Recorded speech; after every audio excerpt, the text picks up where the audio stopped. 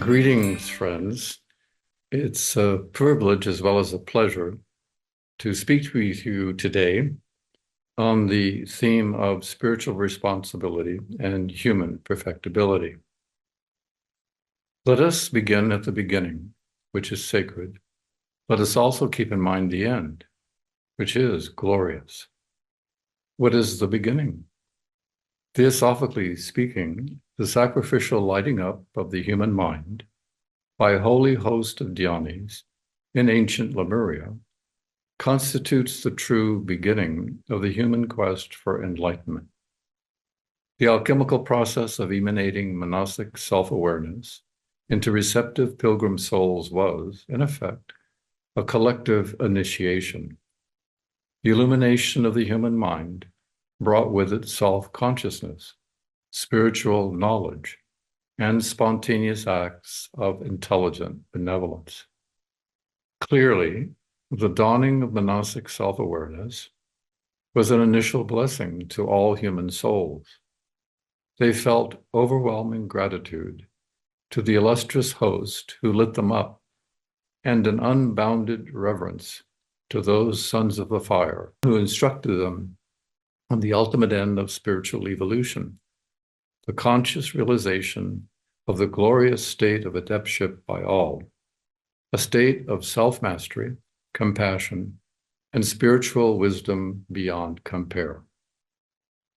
Seen from this overarching metaphysical perspective, spiritual responsibility is the Fahatic hyphen between the awakening of monadic consciousness on this plane and the sacred resolve to progressively enter into the ocean of omniscience at the end of the seventh planetary round.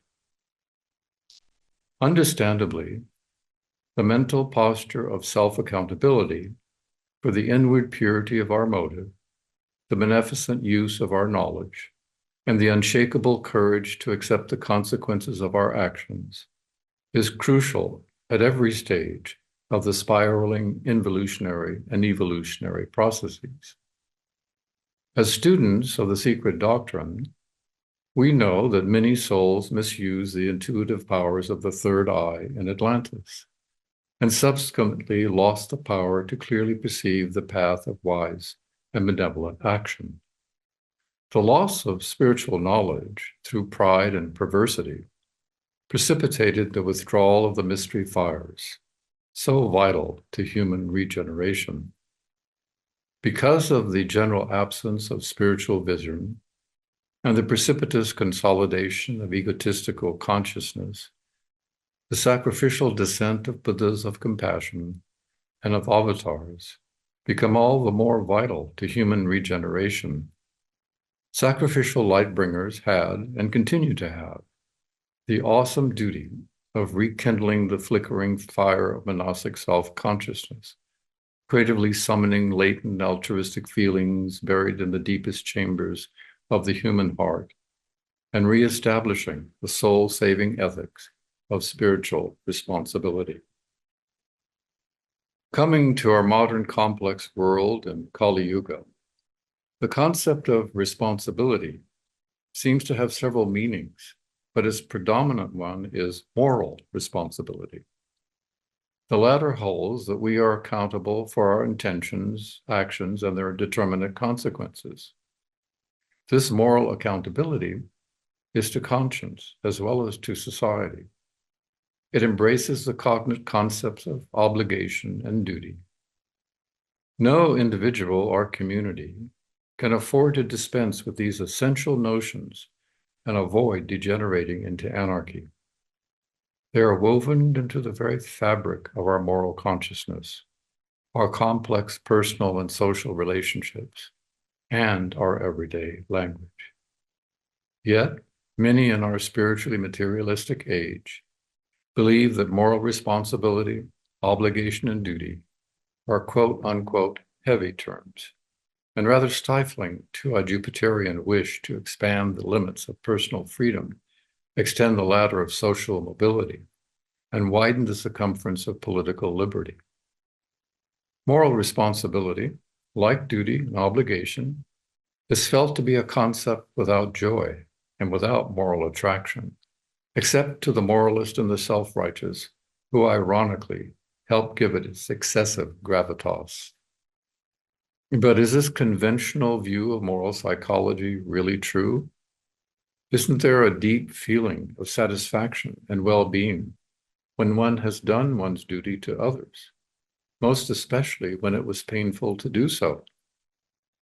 Hasn't the modern mind inverted the moral psychology of human decency and simultaneously reduced the true dignity of what it means to, quote, be human? Yes, it has. In reality, contemporary man does not much care for anything that puts limits on the opportunity to fulfill personal desires. And it is hard for many to imagine how moral restraint and owning up to the cost of our commitments might actually make us much happier and self-fulfilled than would satisfaction of our ever-multiplying wants. To put this differently, few secularists or pleasure-seeking utilitarians would willingly accept Gandhi's belief, put in religious language, that the devil frees us in order to bind us, while God binds us in order to free us. In truth, Gandhi is right on both accounts. However, before turning to a metaphysically richer concept of moral responsibility and its relationship to Christ's dictum, "Be therefore perfect, even as your Father in heaven is perfect," it is important to grasp the fact that all concepts of human responsibility assume that we are free agents. Our intentions and our actions are not predetermined by either genetics, culture, psychological afflictions, or our environment. We are self-aware, rational, and moral agents. We can rationally think and reflect, deliberate and discuss, debate and decide what we ought to do. We can, in principle, freely assign value and priority to all that we and others do. We can, in a word, choose among rationally conceived and morally appropriate alternatives. What is more, we recognize that all moral choices have consequences, some intended and many not. Regardless of intentions, we are accountable for the effects of what we do, as well as for the acts themselves. Theosophically speaking, there is an ineluctable connection between action and its consequences. The effects are in the cause, as W.Q. Judge teaches us. But most modern secular thinkers do not accept this. Nonetheless, many people recognize that there can be, at times, discernible connections between the character of an action and the character of its effect on man and nature. The moral color of an action and its like complementary effects is believed by many people who do not explicitly espouse a belief in karma and reincarnation. For example, when someone is told that a man known to be extremely jealous is being divorced by his spouse because of that moral illness, he is not surprised. Jealousy, when it is not tempered and controlled, is commonly believed to destroy relationships. This moral truth is richly illustrated in literature, from fairy tales to the plays of Shakespeare. After all, in the play Othello, both Iago and Othello bring about their mutual ruin due to uncontrolled jealousy. A similar moral connection is made in the common mind between inordinate ambition and self-destructive outcomes which affect the community as well as the individual. This is chillingly illustrated in another of Shakespeare's plays, Macbeth. In that tragedy, Lady Macbeth's obsessive political ambition for her husband ultimately leads to both their deaths. Most of humanity understands that we are not only responsible for our own individual acts as such, but must at various times assume responsibility for the actions of others. Very conscientious parents must often assume responsibility for the misbehavior of their children. This is an unofficial code in most cultures, irrespective of established laws. It is, however, less common that a politician of integrity will resign from his official position because of the misdeeds or mistakes of those in his department. When this happens, as it sometimes does in Japan and Great Britain, we consider such morally responsible action exemplary, if not heroic. While all of these examples are pointing in the right direction, as theosophists, we know that the overlapping circles of individual agency and moral responsibility are considerably more extensive than conventional wisdom accepts. Dharma is, in reality, universal and all-encompassing. We are taught that the karmic law of interdependence implies that all actions of all beings at all levels of reality influence, shape, and condition everything for good or for ill. We do not act in isolation. We are all, metaphysically speaking, citizens of a particular polis, of a culturally variegated globe, of our solar system, and of the sevenfold cosmos. As a result, every student who is unconditionally committed to the path of wisdom is in the position to gestate and generate actions that accelerate human growth toward perfectibility, or its opposite. We are capable of affecting society and nature for good or ill. We can be a blessing or a curse to ourselves and to others. We can use our insights, our experiences, and our knowledge in ways that are compatible with intellectual and moral growth, or with intellectual and moral retardation. The enemy of moral responsibility is not so much immorality as it is rationalization. The latter is the act of justifying actions known to be wrong or detrimental to oneself or others. For example, President Lincoln, in a perceptive speech, pointed out that slave owners, while often rational and ethical in certain respects, eventually disfigure their personalities and warp their power of reason. Why? Because they continually justify slavery by quoting the Bible and by giving endless moral excuses for mistreating Black Americans in general.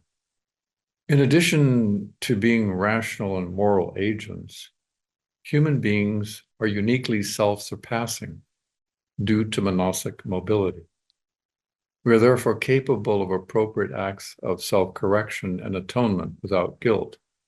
This means that while we are capable of hitting the mark in action, we are still mistake-prone and subject to falling short of our highest ideals. For this reason, to err is indeed human, but to cheerfully correct is truly divine. As we might sense, spiritual responsibility rests upon the more demanding assumption that all human beings are immortal souls, creatively engaged in the divine pilgrimage for self-realization over myriads of lifetimes, all under the self-regulating law of universal justice. This expansive concept of responsibility includes the whole person, the entirety of the sevenfold individual. Spiritual responsibility, then, is not just a matter of observing conventional virtues, of adhering to exacting moral codes, of deferring to inherited cultural mores, or of conforming to statutory laws. It potentially includes all of these and more. It embraces the inner man, his sublimest thoughts, finest feelings, and most selfless desires, as well as his conforming personal and social conduct. The recognition that we are rational and moral agents of a higher ontological order is integral to the profound, enigmatic process of individuation, of gaining spiritual insights and consciously cooperating with the altruistic dictates of the inner ruler in its Promethean quest to alleviate human ignorance and suffering. In classical Hinduism, For example, the third and most pivotal of the four aims in life is Dharma, what we might call moral responsibility or moral self-regulation. Dharma is bound up with ancient teachings on right living in its most comprehensive sense. Therefore, when fundamental moral rules are consistently observed in all relationships and in every stage of life, then Dharma is sustaining not only the individual and the community, but the cosmos as well. It regulates and goes beyond pleasure and wealth, aims 1 and 2 respectively. It is vital to the life cycle because moral self-regulation is key to the possibility of realizing nirvana, or nirvanic bliss, the fourth aim in this life. Thus, the deepest spiritual ananda, our ineffable joy, and the greatest ontological wealth can only be gained through cultivating the most human of all qualities, moral responsibility, or our self-chosen duty to man and to the cosmos. The challenge for us as Theosophists is that we cannot act responsibly in this richer metaphysical sense unless we dare to see ourselves in larger terms. To feel ourselves responsible and responsive to all that lives and breathes, we must engage in perhaps the greatest Dharma of all. That is, we must be willing to plumb the depths of the metapsychological question, quote, who am I, unquote. We must patiently inch our way beyond mere intellectual formulations or conceptual clarity, as valuable as they are. What we might ask is involved in our reconceptualizing ourselves, such that we could periodically negate and even transcend our circumscribed personality for the sake of lokasangraha, our universal uplift. If we were truly able, like Shiva Nataraj, to put the demon of the separative animal self under our foot, we could quite possibly measure up to Gandhi's gold standard of morally responsible action. Namely, learning to reduce our ego to a zero, when and where it is most needed to enact the uncommon good. In Gandhian terms, the courage to reduce the ego to a cipher at will is crucial in a universe in which human beings are either sinking or soaring, spiraling upward or spiraling downward. Meditation, self-study, and responsible action may be the triadic, talismanic keys to radical self-transformation and its reciprocal correlate, social uplift. Meditation seems to be about self-gestation. It is about awakening a latent self that is untouched, unmodified, and untainted by the trials and tribulations of the embodied consciousness. It is a self which is luminous and omnipotent. It cannot, however, directly descend into embodied consciousness. Nonetheless, its proximate presence does irradiate the mind and can purify the whole person. Through the agency of a focused manas, free of the gravitational pull of kama, compassionate meditation may gestate over lifetimes the highest virtues and activate creative centers in the human brain-mind.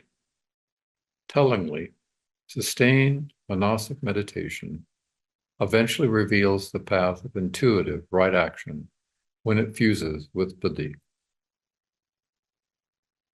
Meditation, without recurring self-scrutiny, is, however, liable to be impotent in its influence on moral character and the development of skillful action in society. Our spiritual insights and philosophical breakthroughs are easily deflected and refracted within the labyrinth of our passion-filled brain-mind. The Pythagorean mode of nightly self-study, however, is the analytic nexus between meditative states and right action in daily life. It helps us to plant seed ideas, pull up noxious vices, and cultivate desirable virtues or moral vices so that the waters of wisdom may flow into the fertile mind. Looked at another way, self-examination helps us visualize the dialectical relationship between theoria and practice. It is crucial to the dynamics of integrating knowledge with the ever-shifting needs of communal relationships. To review our daily actions 3 times each night in light of sacred principles eventually leads to sophrosyne, rational self-control of thought, speech, and conduct in society. It makes it possible to become one's own spiritual biographer without excuse or exaggerated expectations. Meditation and self-study are incomplete unless they lead to right action or the skillful performance of duty. When the mind, purified by devotional meditation, puts its whole attention on its daily Dharma, it builds moral consistency. In time, the thread of moral consistency activates higher meditative states, which build the permanent astral, the vehicle of progressive spiritual perfection.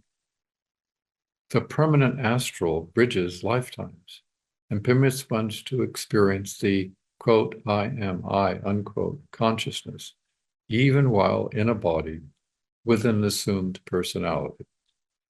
There is, in effect, noetic agency without kama manasic identity. One is successfully unselfed the mind. While the above is one of many ways of speaking about cultivating spiritual responsibility, it is woefully incomplete. It is not possible to find, much less walk the path of wisdom sacrifice, without a spiritual teacher or guide. The latter provides us with wisdom teachings or spiritual cartographies of the mind. But what is more, a guru prepares us for the trials passing speech, referred to in the voice. He necessarily aids us in ways invisible, but merited. He does so on planes of consciousness beyond our immediate awareness, including deep sleep. The guru-chela relationship is said to be the paradigm of all human relationships and the sublimest form of mutual spiritual responsibility. It holds forth the possibility of a mental second birth that supersedes ordinary birth in a physical vesture.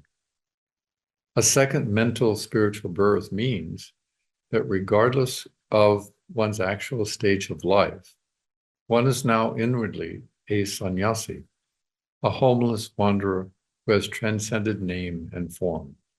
Such a being resides in the state of Soham, I am he. His consciousness is fused with the Guru's, which is said to be attuned to the Logos.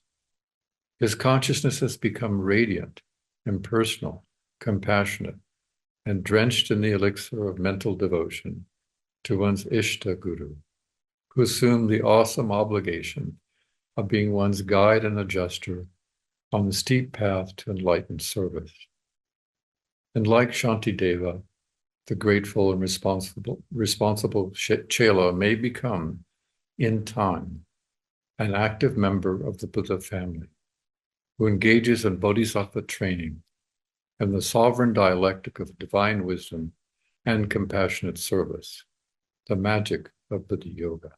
In conclusion, we might say that we all live in a cosmos of interlaced intelligences, of different orders of consciousness, mind, and matter. We're never really alone. We affect man and nature with every breath that we take. Conversely, we are all influenced by the actions of multitudinous denizens of the swirling worlds within and without us. Under the law of harmony, all our actions and reactions emanate influences that impress themselves on man and the cosmos. Thus, as we learn the law of harmony through meditation, self-study, and loving deeds, we increasingly assume responsibility for the acts and conditions of others. We consciously refuse to separate ourselves from them. We spontaneously identify with the suffering and deprivations of others, especially those members of the human family who are without, quote, a teacher, hope, or consolation, unquote. In this more comprehensive view of responsibility, we are required to restrain our excuse-making, cowardly, pushy self and become heroic agents of the inner man, which itself is inseparable from the brotherhood of bodhisattvas, who live on the exalted planes of logoic ideation. In a word, we are obliged to increasingly forget ourselves as we quietly enter into the spacious domain of selfless, responsible service. Thank you.